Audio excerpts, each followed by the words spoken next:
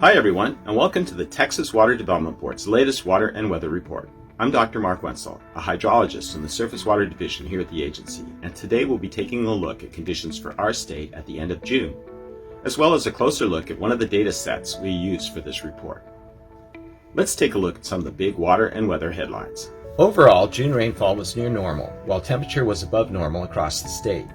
At the end of June, 25% of the state was in drought, down 1 percentage point from the end of May.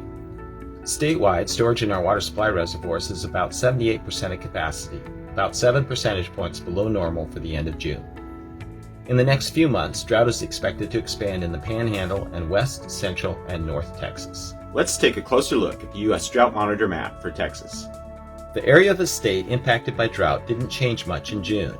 Improvements in South Texas were almost completely offset by degradations in Central and West Texas. At the end of the month, 25% of the state is impacted by drought, down only 1 percentage point from May. Why do we use the U.S. Drought Monitor map to monitor drought in Texas? Well, there are many ways to measure drought. Folks interested in meteorological drought tend to focus on comparing precipitation measured in recent weeks or months to long-term averages for those time periods.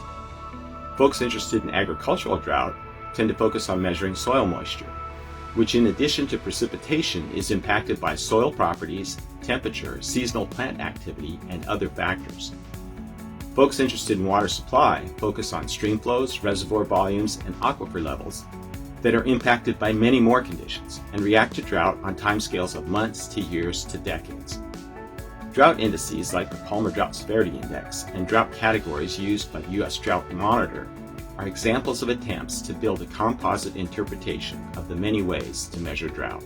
Mapping drought is easy when unusually dry or wet conditions have been in place in an area for months or even years. Under these conditions, all the various ways to measure drought align. Where things can get messy is during the transition from long-term drought to normal, or the transition from long-term normal to drought. For example, in the winter after a wet fall, rainfall can be historically low for a month, with limited declines in soil moisture or reservoir volumes. Or in the fall after a summer of drought conditions, 1 month of normal rainfall can provide limited improvement to soil moisture and no improvement to water supplies. In these cases, the many ways to measure drought are not likely to align. So what's the best way to depict drought across Texas? I rely on the U.S. Drought Monitor maps. As a surface water hydrologist, my interest in drought revolves around stream flows and reservoir volumes. I just don't have the required background to consider all the other factors that go into providing a general assessment of drought. In fact, no one person could pull it off.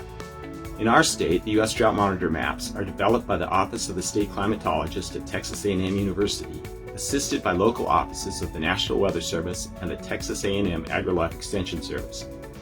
They consider a whole suite of factors, including rainfall, soil moisture and hydrologic data, range in crop conditions, Palmer Drought Severity Index, and other indices when constructing their weekly drought maps.